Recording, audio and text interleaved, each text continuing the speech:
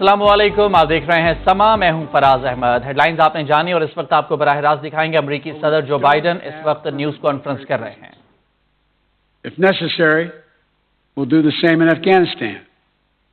We've developed counterterrorism over-the-horizon capability that will allow us to keep our eyes firmly fixed on the direct threats to the United States in the region and act quickly and decisively if needed.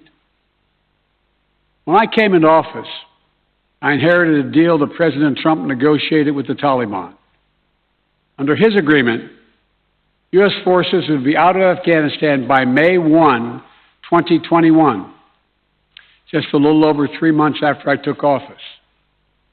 U.S. forces had already drawn down during the Trump administration from roughly 15,500 American forces to 2,500 troops in country.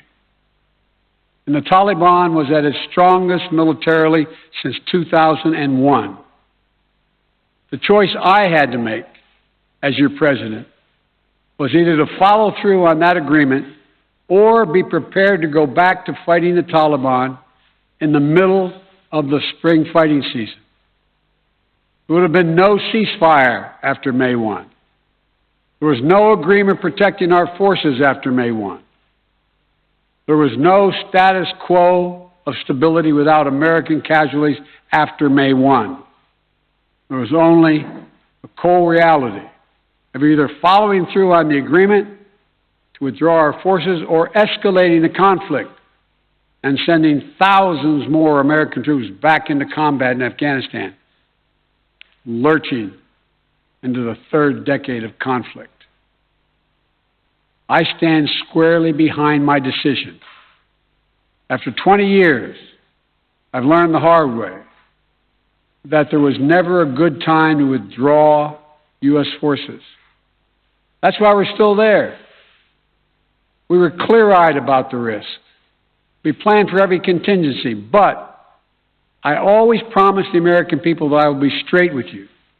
The truth is, this did unfold more quickly than we had anticipated. So what's happened? Afghanistan political leaders gave up and fled the country. The Afghan military collapsed, sometime without trying to fight.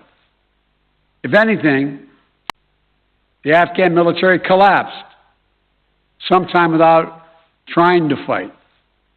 If anything, the developments of the past week reinforced that ending U.S. military involvement in Afghanistan now was the right decision. American troops cannot and should not be fighting in a war and dying in a war that Afghan forces are not willing to fight for themselves. We spent over $1 trillion. We trained and equipped an Afghan military force with some 300,000 strong, incredibly well equipped, a force larger in size than the militaries of many of our NATO allies. We gave them every tool they could need. We paid their salaries, provided for the maintenance of their Air Force, something the Taliban doesn't have. Taliban does not have an Air Force. We provided close air support. We gave them every chance to determine their own future. What we could not provide them was the will to fight for that future. There's some very brave and capable Afghan special forces units and soldiers. But if Afghanistan is unable to mount any real resistance to the Taliban now, there is no chance that 1 year, 1 more year, 5 more years, or 20 more years of U.S. military boots on the ground would have made any difference. Here's what I believe to my core. It is wrong to order American troops to step up when Afghanistan's own armed forces would not.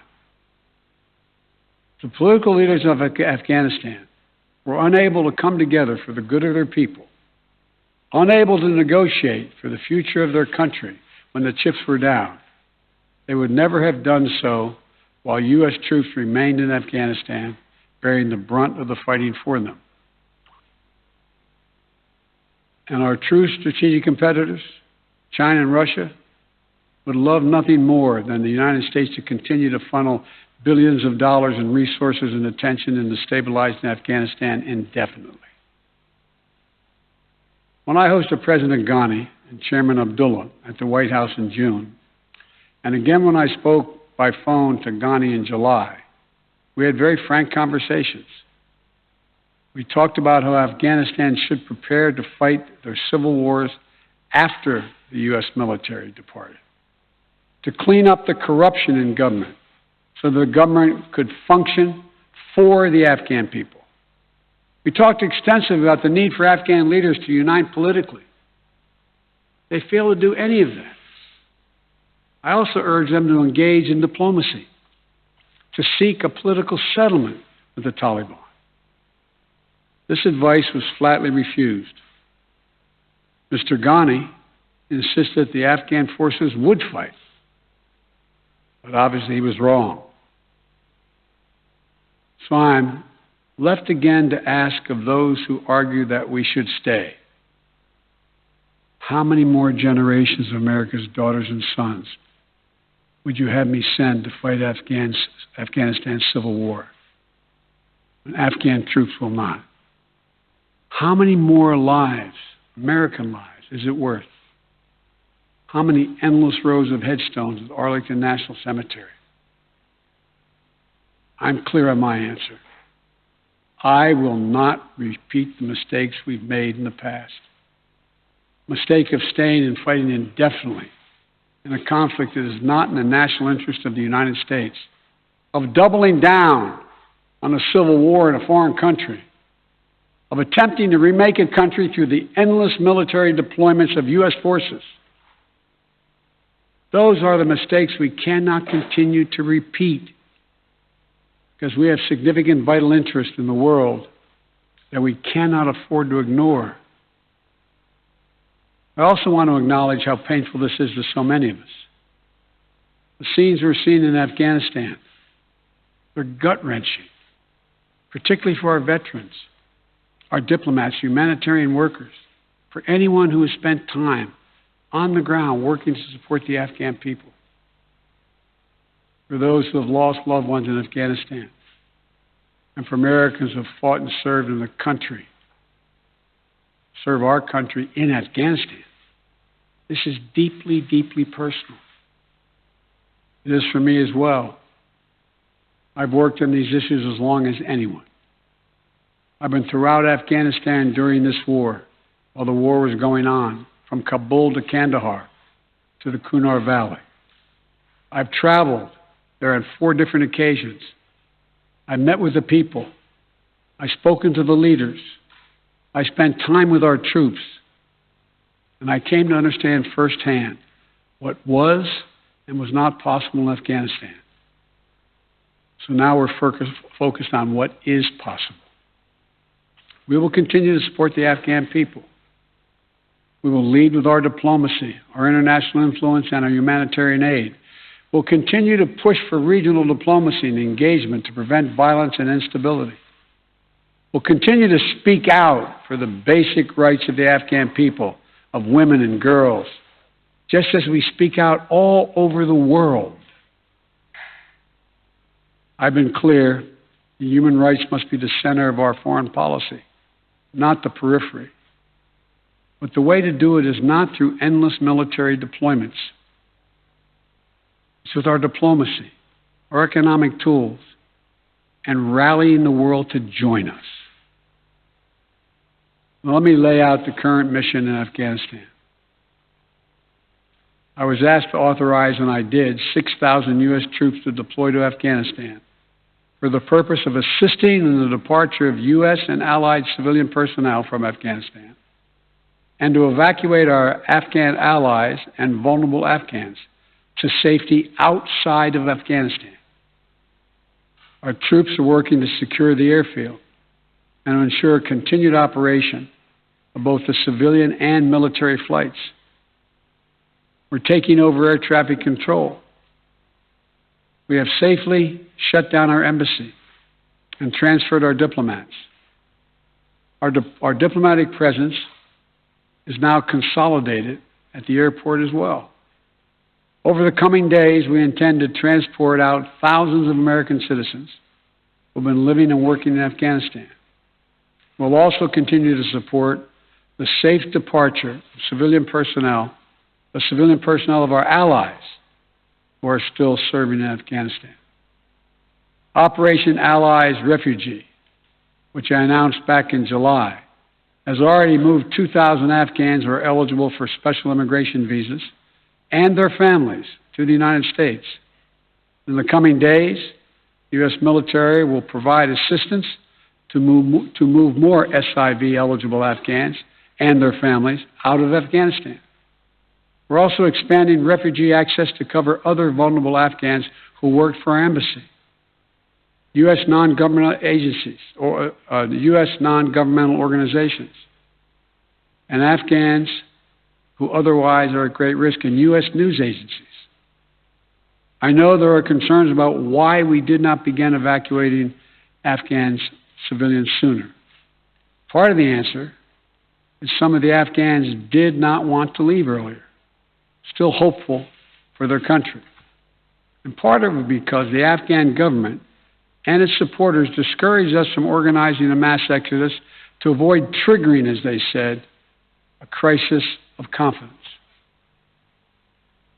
American troops are performing this mission as professionally and as effectively as they always do, but it is not without risks.